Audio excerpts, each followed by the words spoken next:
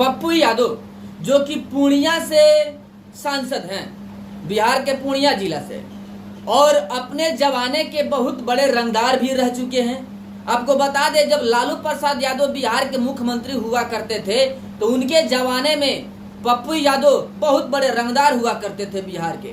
अभी भी उनकी धौंस है उनके क्षेत्र में। पूर्णिया में निर्दलीय जीत करके सांसद बने हुए हैं पप्पू यादव। महागठबंधन में रहते हुए भी निर्दलीय वहां से चुनाव लड़े थे और टक्कर देते हुए कांग्रेस को और आरजेडी को अपना पंचम लहरा लिया। कहते हैं कि हमेशा बड़ा बोल नहीं बोलना चाहिए, लेकिन पप्पू यादव बड़ा बोल बोलने के लिए जाने जाते हैं। मुंह के कहते हैं ना कि घर के बहका बाहर पिटाता है, वही हिसाब है पप्पू यादव का।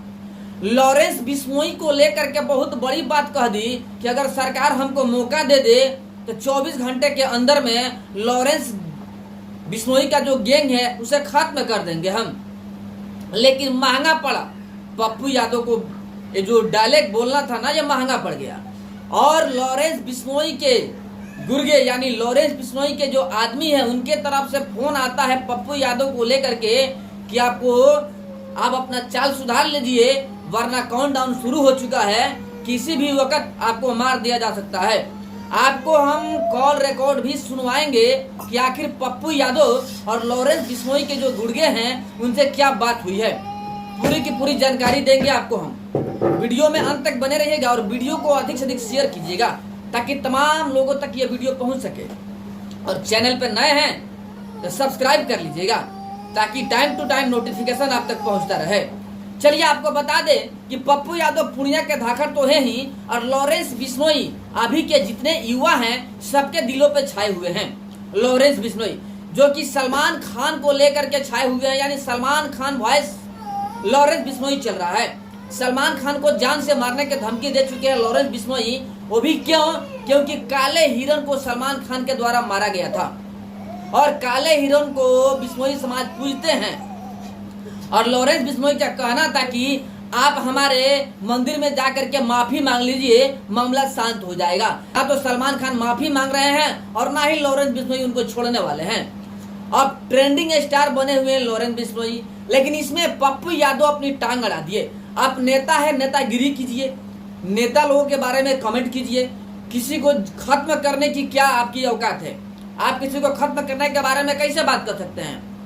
यह पब्लिक भी कह रही है। और लॉरेंस बिश्नोई के द्वारा जो फोन किया गया है उनके आदमी के द्वारा, उनके रिकॉर्डिंग में भी कहा जा रहा है कि आप नेता हैं तो नेता वाली बात कीजिए, हमारे बीच में क्यों पड़ रहे हैं, सुधर जाइए, वरना वो समय दूर नहीं है। आइए आपको हम उनका जो ऑडियो रिकॉर्ड है वो सुनवाते हैं, सुनिए और समझिए और बताइए कि आखिर असली रंगदार कौन है, पप्पू यादव हैं या लॉरेंस बिश्नोई। ऐसे पप्पू यादव का बोलती बंद हो चुका है, पछता रहे होंगे अपने कारनामे पे, अपने बोली हुई बातों पे। आइए सुनिए और समझिए और वीडियो को शेयर कीजिए और ये भी बताइए कि पप्पू यादव सही है कि लॉरेंस बिश्नोई आखिर क्यों युवा दिलों पे राज कर रहे हैं, कमेंट में जरूर बताइएगा।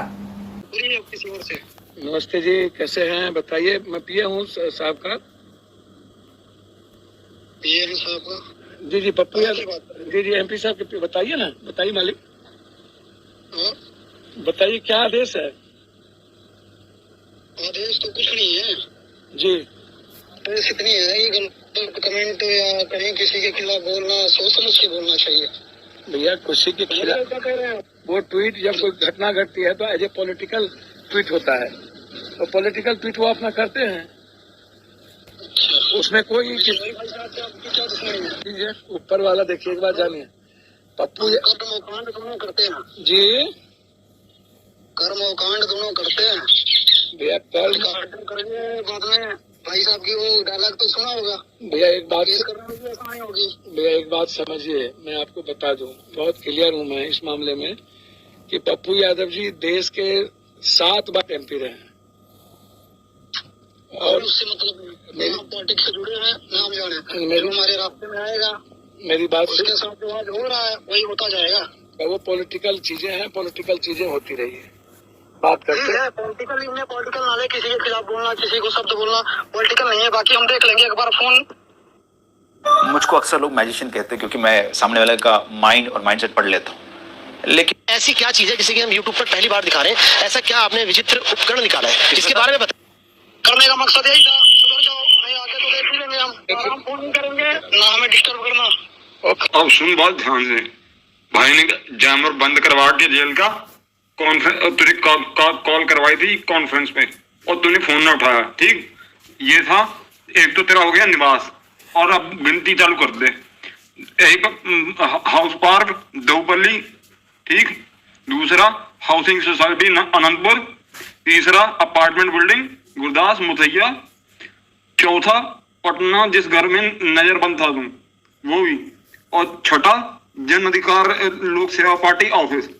सातवां तो ये राइडिंग रोड अरण्य भवन के पास। और 9 हो गया तेरा आरव गुप्ता जनरल स्टोर के पास जो है तुम, हैं, और हाउसिंग कॉम्प्लेक्स जो है। और 9 हो गया तेरा ये भरतांडा परमपुर परमानपुर 852 137 पिन कोड। और फिर हो गया तेरा पूर्णिया कॉन्स्टिट्यूएंसी में अब कहाँ घूमेगा, बातरनाहा परमानपुर बटांदा। तो ये प्यार से समझाया थे भाई से, यहाँ से बात कर ले, हैं। भाई ने जेल के वो जैमर बंद करवा के तुझे फोन कराया और तूने फोन ना उठाया, हैं।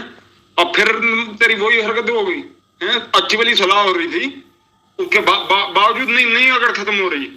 ले सुन ले भाई की तरफ से ना, तुझे कच्चे चबा दिया ना, 1 घंटे के 3 घंटे का टाइम तेरे पीछे ना गाड़ियों कुत्ते के लात कर दी।